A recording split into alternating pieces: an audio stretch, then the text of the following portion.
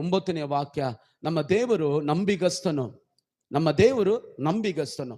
ನಮ್ಮನ್ನ ಕರೆದಂತ ದೇವರು ತನ್ನ ಮಗನ ಅನ್ಯೋನ್ಯತೆಯಾಗಿ ಹೇಗಿರೋದು? ದೇವರ ಅನ್ಯೋನ್ಯತೆಯಲ್ಲಿ ಹೇಗಿರಕ್ಕೆ ಸಾಧ್ಯ? ಅನ್ಯೋನ್ಯತೆಯಲ್ಲಿ ನಾನು ಸೇವೆ ಮಾಡದೆ, ನಾನು ಪ್ರೇಯರ್ ಮಾಡದೆ, ಬೈಬಲ್ ಓದದೆ, ದೇವರಿಗೋಸ್ಕರ ಬದುಕದೆ, ಸಭೆ ಪಾಸ್ಟ್ ಮಾತು ಕೇಳದೆ, ಸಭೆಯನ್ನ ಕೂಡುವುದರಲ್ಲಿ ನಾವು ಇರದೆ ನಾವು ಹೆಂಗ್ ಬದುಕಕ್ಕಾಗತ್ತ? ಅನ್ಯೋನ್ಯವಾಗಿ ಮನೇಲಿ ಇರಕ್ಕಾಗತ್ತಾ? ಮನೇಲಿ ಇದ್ದುಕೊಂಡು ದೇವರೊಂದಿಗೆ ಅನ್ಯೋನ್ಯವಾಗಿರಕ್ಕಾಗತ್ತಾ?